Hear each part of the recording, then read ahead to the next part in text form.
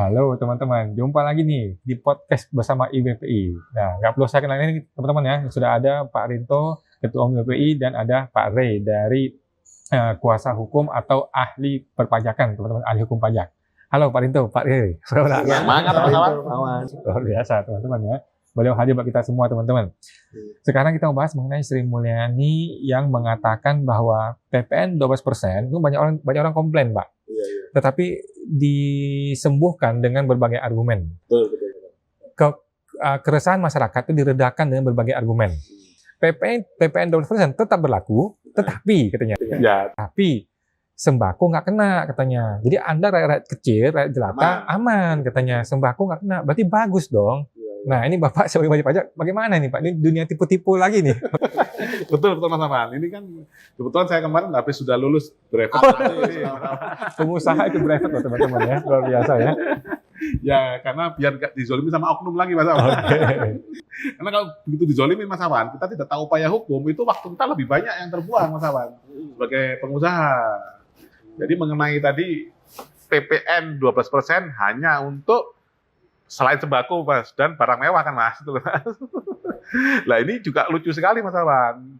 Dari dulu Mas Awan, memang sembako itu sebenarnya bahan pokok, itu memang non BKP Mas, berarti bukan barang kena pajak gitu Mas Awan. Jadi memang tidak perlu membayar PPN. Jadi entah PPN-nya mau 12%, 15%, 20%, ya memang sembako tidak terkena kenaikan PPN karena sembako bukan barang kena pajak.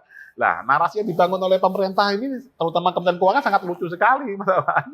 Yang barang yang memang nggak kena pajak, disebutkan ini adalah keuntungan bagi rakyat kecil, karena kabar baik sembako tidak kena pajak. Dari dulu memang nggak kena pajak, gitu, Mas Awan. Ini kan kayak dunia tipu kita aja, Mas Awan. Terus terkait dengan ini, Mas, barang mewah yang akan dikenakan adalah barang mewah. Ternyata sebenarnya kriteria barang mewah sudah ada di PMK, Mas Awan. Ya ini kemarin saya juga lihat-lihat di televisi, di beberapa channel YouTube sudah ada Mas ketentuannya. Misalkan mobil itu sekian cc ke atas itu barang mewah, kalau motor sekian cc ke atas itu Mas Awan.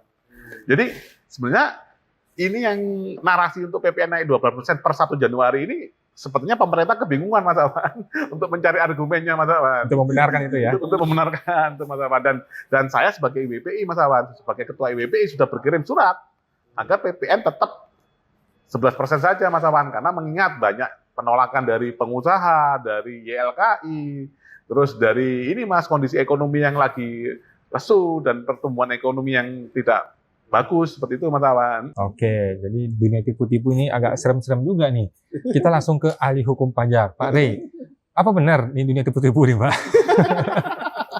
Iya, terima kasih Pak Awan dan Pak Rinto. Kalau kita bicara PPN mau dinaikkan 12%, memang secara normatif harus demikian ya. Karena Undang-Undang HPP nomor 7 tahun 2021 sudah mengamanatkan demikian. Bahwa kemudian ada narasi yang mengatakan itu tidak berlaku bagi barang sembako begitu ya. Ya memang normatifnya memang nggak kena kalau sembako ya. Dan itu bukan berkaitan dengan kenaikan PPN 12% gitu ya. Nah, jadi kalau kemudian itu dipertegas lagi bahwa 12% tidak akan dikenakan bagi barang seperti sembako, ya memang dari sebelumnya memang tidak dikenakan, kan begitu ya. Yang menarik itu adalah pertanyaannya, apakah kemudian kenaikan 12% ini menjadi final, ya, dan pasti akan dikenakan. Jawabannya itu amanat undang-undang. Dan kalau melihat jangka waktu yang cukup mepet, sepertinya tetap akan terjadi. Kalaupun tidak, tanda petik ya dipaksakan harus terjadi, ya. Karena untuk mengubah undang-undang ya hanya melalui undang-undang atau perpu. Betul. Nah, jadi menurut saya pikir itu kemungkinan besar akan tetap naik, ya. Nah, pertanyaan berikutnya, apakah dikenakan bagi PPN? Maksud saya, apakah dikenakan untuk semua barang atau barang mewah saja, ya kan? Nah, kembali lagi kalau kita bicara normatifnya memang harusnya berdampak kepada semua barang itu. Karena undang-undangnya mengatakan demikian. Kalau PPN BM itu kan lain lagi ya. Kalau kita bicara PPN 12% itu memang normatifnya kepada barang yang harus dikenakan PPN. Yang tadinya 11 kemudian naik menjadi 12%, ya. Jadi ya nggak bisa kita pungkiri bahwa memang itu akan naik ya, dan dampaknya akan terasa kepada, menurut saya ya, golongan menengah bawah, kan begitu ya. Jadi narasi itu ya hanya tinggal narasi saja ya, tapi saya pikir dampaknya ya tidak bisa dihindari begitu ya. Kalau masalah narasi ya saya kembalikan ke IWPI saja. Ya. Tapi menurut saya ya faktanya memang itu akan terjadi ya. Nah tentu pekerjaan rumahnya nanti diharapkan IWPI akan memantau pasca penerapan 12% ini, lalu kemudian roda perekonomian itu akan seperti apa. Ya. Setidak-tidaknya nanti buruk, Pak, ya. Setidak-tidaknya IWPI akan nanti menilai semester 1 seperti apa. Ya. Atau kemudian IWPI akan menilai penerimaan pajak semester 1 seperti apa. Jangan-jangan setelah naik 12%, ternyata semester 1 2025 dibandingkan semester 1 2024 tidak meningkat signifikan, padahal PPN sudah dinaikkan 12%. Nah, kalau itu yang terjadi, yang menjadi pertanyaan, apa manfaatnya dinaikkan? Nah, itu yang harus diteliti nanti, Pak. Ya kan? Karena kan harapannya dinaikkan 12% supaya ada penerimaan negara di situ kan, setidak-tidaknya dari pos PPN. Kan begitu. Nah, tapi kalau kemudian penerimaannya nggak meningkat, ada persoalan baru di situ. Nah, itu nanti yang harus diteliti oleh IWPI. Ya, nah kalau nanti IWPI punya kajian, ya mudah-mudahan Menteri Keuangan harus mendengarkan pendapat IWPI.